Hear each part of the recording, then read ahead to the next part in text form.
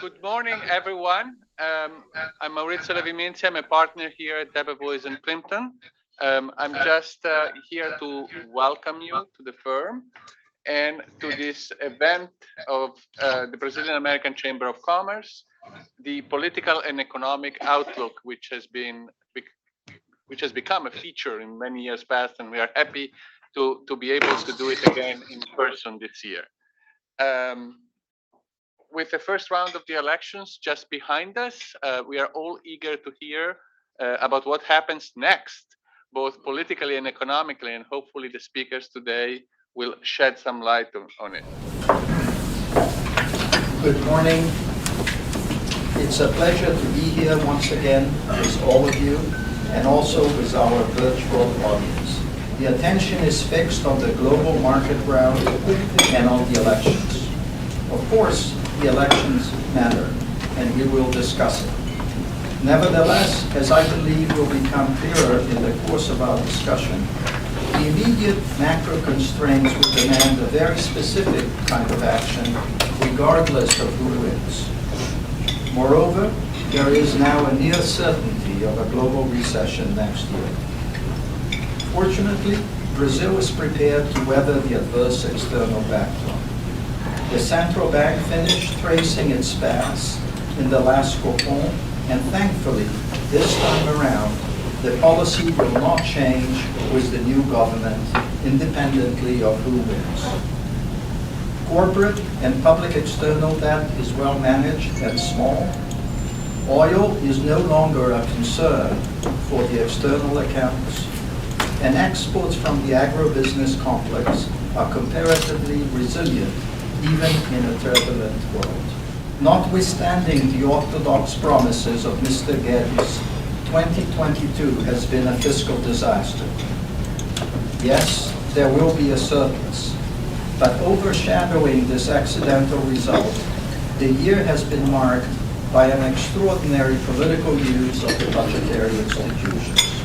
So while the macro is not an immediate concern, it is in the vision of investors as they look to 2023. Thank you so much for all of you. Good morning. It's a pleasure to be here to discuss Brazil at a very exciting moment. We are 3 weeks away from a key event, which is the second round of Brazilian elections. There's still a lot of uncertainty around the policies that will be implemented, especially in the case if President Lula returns to power. Unfortunately, we don't have much visibility yet, in particular to his fiscal agenda. As Paulo mentioned, is the cornerstone of. It has been the cornerstone of Brazilian problems of the past decade or so. I share concerns with the fiscal position going forward that Paulo had mentioned, even though, as I want to show you, recent figures, they have consistently surprised to the upside, in particular, given the good backdrop in terms of tax collections. There's still a remarkable challenge in terms of assuring long-term fiscal sustainability in Brazil, which will obviously hinge on the policies that will be presented to replace the current fiscal law, the spending cap rule, as you might know. The Brazilian economy has been surprising, actually, over the past quarters. It's been almost 3 quarters in a row that the Brazilian output has been growing roughly at around 1% of GDP. It means that over the past 12 months, Brazilian economic growth has been growing at more than 4%, which is very sound pace considering what is going on in terms of the global economy. That performance has been surprising market participants quite substantially. And if you look, for example, to the central bank's survey with market participants, we've been witnessing consistent upward revisions in the forecasts for Brazilian growth for this year. Some of them are already on the verge of 3%, which is, again, for Brazilian standards, it's a very decent pace. When we compare to the trend, if we compare to the trend that was prevailing before the here we go. Before the pandemics, the economy now has reached the previous trend, which was something unexpected by 6 months ago. With regard to that, here we have Bloomberg consensus for GDP growth this year, and we can see that while for the major economies in the world, we have witnessing a downward revision to growth. Brazil has seen a consistent upward review. As I said, some houses here are now forecasting growth to be close to 3%. It was less than a half a percentage point by the first quarter of this year, so it's been a remarkable change in expectations. I would also like, I'm going to brush here the success recently obtained by the central bank in reducing inflation. As you can see on the right hand side, Brazil is among the first countries which are witnessing not only a headline decline in inflation. Here I'm showing the core inflation for selected countries, but also starting to see some fall in core inflation, and that has to do with a very aggressive monetary policy campaign implemented by Brazilian Central Bank. Certainly, Brazilian Central Bank was a leading actor in terms of trying to deal with this global inflation surge. So a second element of positive differentiation in Brazil in the current environment. Looking forward, we have some reasons to believe that inflation will keep falling. Here we have the wholesale good prices pointing to more downside pressures in Brazil. And if no major negative changes on the fiscal framework is made, which is a very big uncertainty going forward, we expect the Selic rate to start falling by by mid-year 2023, which would put Brazil among the first countries to start cutting rates. I think the major challenge going forward is the fiscal, as Paulo mentioned. We had here the focus survey for the debt trajectory back before the pandemics. We were witnessing markets expecting slightly negative trend for the public sector debt over the course of the next years. After the pandemic shock, by the end of 2013, a very pessimistic view was hitting here market participants, but more recently, given the success of the economy, the recent success of the economy, the good surprises on the fiscal and growth front, we are now in a much better position than people thought by a year ago. But as you can see, we are in a very delicate situation that requires some fix on the long-term challenges related to the public accounts, and that is the big challenge going forward. Good morning. Thank you very much for the opportunity. It's a pleasure to speak here. In a world of higher prices, higher inflation, the main implication is that we'll probably face higher interest rates for more years to come. So if you look to the next decade, of course, we can have a relief in the short term of inflation because central banks, for me at least, over-tightened a little bit in the short term. So we can see a relief, but it's a world that will face more inflation than we had in many years. So with more inflation and more interest rates, we have we probably have more volatility.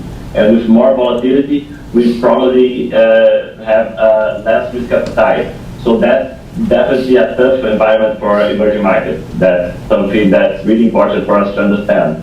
But now let's turn to Brazil. And when we look to Brazil in this environment, I think that Brazil is really well positioned to face this new environment. When we look 3 years ago, 2 to 3 years ago, we had a lot of places that was emerging market, at least options for you to invest. And right now we don't have Argentina, we don't have Turkey, we don't have Russia as options. Even Eastern Europe, that used to be a region with a lot of investment, is less liquid right now because of the investment being afraid of the Ukraine war has some implications to the region. So emerging markets have less opportunities right now. They are left with Brazil, Mexico, South Africa, some Asian names, but even Asian names are really linked to China, so investors are not that willing to invest. So I think that Brazil, Mexico too, is a good story, but Brazil especially is a good option in the emerging market space. I'm quite positive about Brazil. The fiscal is of course challenging for the next administration to deal with, but the standard account is quite bad. We have less than 2% of current account debt right now. We used to have 4 or almost 5% current account assets for quite a while. So we are in a well and strong position, especially relative to our peers. And if I may speak a little bit about asset class, I think especially the currency is probably the best asset class, that's the main beneficial of this environment, because it reminds me a lot of the environment of 2002 until 2007, where we had a really strong currency. It's almost the same factors. We had high commodity prices, huge carry, huge interest rates here in Brazil. So a little bit of fiscal spending, and if we have a more left-wing government winning, but with a Congress that will probably not approve any radical plan. So I think that it reminds me a lot of this period where we have a really strong currency. That's for me the main way to express a positive view on Brazil. Of course, equity and rates are interesting too, but equity is a little bit cheap. But in valuation point of view, you have some cheap domestic names. And of course, you have some good exporter names as Petrobras and Vale, and banks that benefits from higher interest rates. But from a top-down view, I don't like to invest in equities that much in a higher interest rate environment. Good morning. It is an honor to be here, Paulo, John, and everybody. Based in a short-run diagnosis that the 27 states, 26 plus DF, got rich. So there is hypothesis that we got rich. And what I think is absolutely not true. So because of this diagnosis, this wrong diagnosis, the Congress authorized reduction of the most important state tax, that is the ICMS. And at the same time, the same Congress is approving states' expenses enhancement. For example, nurses' minimum wage. There are 150 projects there in the Congress to higher expenses of the states. So how will the states deal with this situation?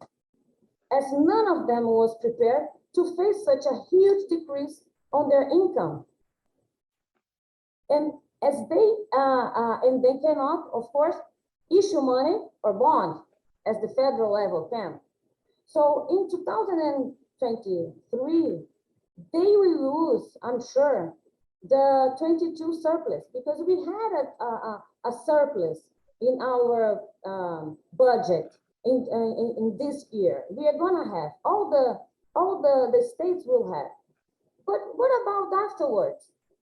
Because the enhancement of the expenses will be forever.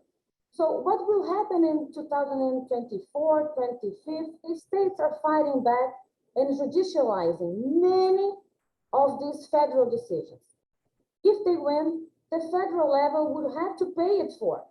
So again, how it would fit into the 2023 budget.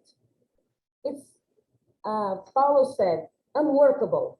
It's unworkable. Well, thank you very much. It's a pleasure to be once again with you guys. Unfortunately, I cannot be there in person. We have the closest presidential race since 1989. Lula got 48.43%, which means 57,257,000 votes, and Bolsonaro got 43.20%, which means 51 million votes, a difference of around 6 million votes. There are many indicators that we can collect from the elections that shows us that this dispute is not over.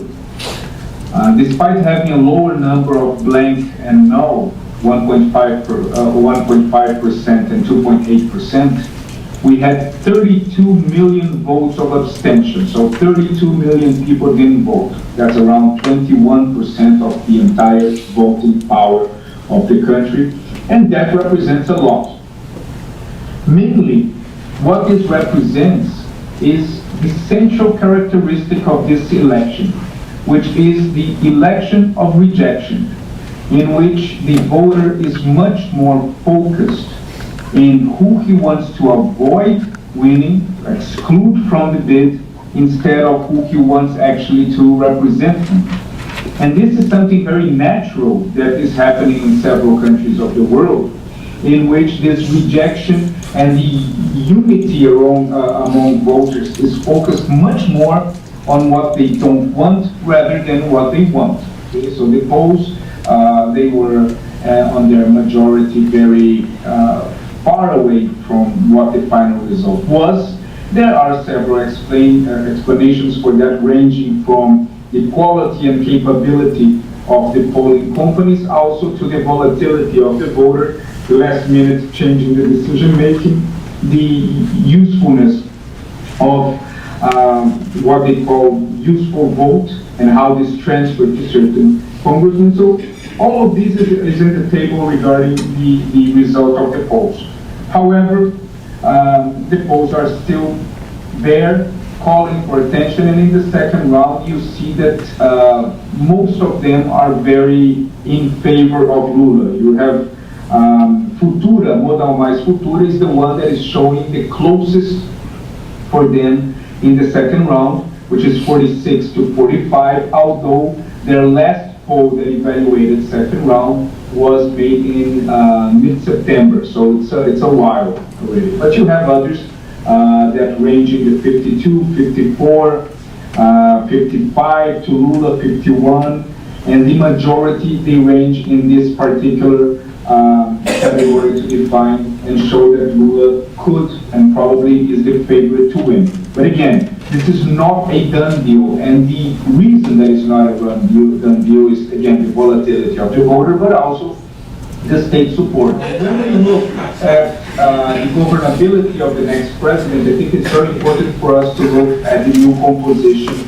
in Congress, okay, in Senate and in the House of Representatives, obviously. First, the Brazilian parliament, as I always repeat, is probably the most important and powerful parliament in Latin America, almost as if we function as a parliamentary system disguised as a presidential system. So the decision-making locus is the House of Representatives and the Senate. When we look at the composition of the House of Representatives, the potential Lula coalition in the House would have 190 independents, 201 opposition, and 122 members of the governing coalition. Okay, but this is based on the numbers. This is assuming that that Lula, if he becomes president, he is not able to change his ally base. When we look at the majority of the centrist parties that are with Bolsonaro today, they will be on Lula's coalition if Lula wins.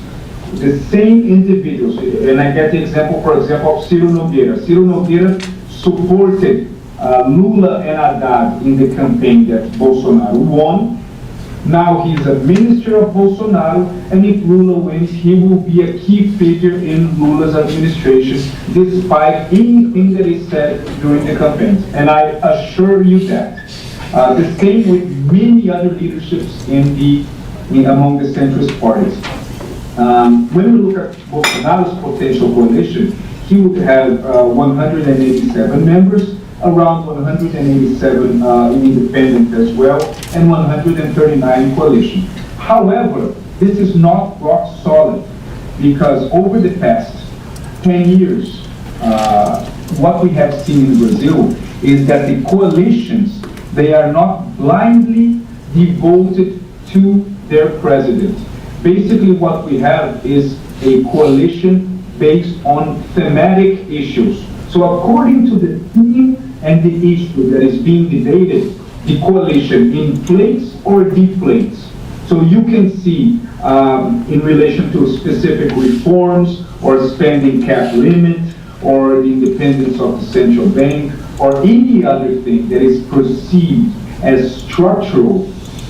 If the presentation of this structural reform is well done by the government, you will have you will see the coalition inflating, growing into numbers which are not necessarily part of the current coalition of the president. And also, if you have some crazy ideas like creating the colectivos, like in Venezuela, there was an idea in the first term of the Workers' Party, or having cameras inside the classrooms to see if the professors are talking about dictatorship or military regime to measure their ideology. Crazy things like that, they won't even go further despite the size of the coalition of the president. It would be immediately, as it has been in the past, archived. So this coalition does not mean a blank card for the president. What it means is that the inflation or the growth of the numbers of support will vary according to the topic that is being presented. For joining. Good morning. It's unfortunate I couldn't make it in person. I live in New York, but I happen to be in London. Investors indeed, they believe that Brazil could outperform. The question is still whether Brazil could perform, because the world is quite challenging. Even if Brazil may do better than peers, it doesn't mean necessarily that we'll do well in an environment of tightening rates, stronger dollar, and all these challenges for growth. We know that flows could really benefit Brazil, but we are still in an environment of outflows. It's been on the fund side, 60 billion of outflows year to date, and if you take into account mark to market, it is a multiple of that. So investors are guarded, so we have to take that into account as well. As to me, where we go from now depends a lot more on the reforms that the next president will signal and will pursue. And given that so far we have benefited a lot from transfers and extra savings, etc. There is a consensus, and Thiago is better positioned to discuss that, but I think there is a big consensus around the necessity to push the tax reform.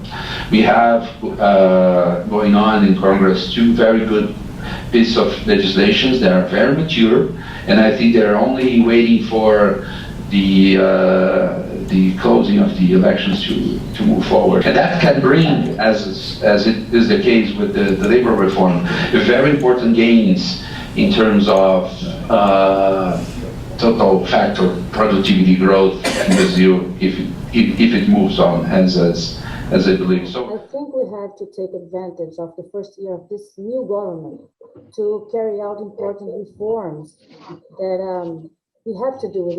You mentioned when you asked Marcelo some reforms, and I think we have to do a broad tax reform in the first year and administrative reform. There are two very important reforms to keep going with the structural reform that we started with Michel Temer's government. government. And we also have to put on the drawer in the Congress all the bills that we are increasing the cost of the states, because otherwise we are going to come back again to a very huge problem with the states. We don't have this problem anymore. A long time ago, we had a stock problems with debt. Then now we have a flow problem with the states. And what we are happening now with the Congress having a lot of bills that increasing, for one hand, the cost of the states, and for the other hand, cutting taxes from the states, I think we will have a problem. And afterwards, the one that will have to pay for it is going to be the federal one. And we don't have money for the federal to do this.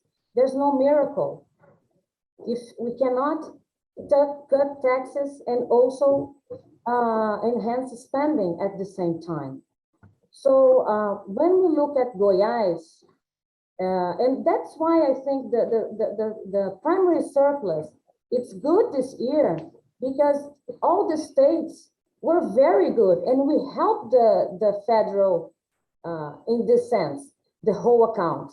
But this will not happen again because what we are looking at is that it's in a structural way, we are getting worse.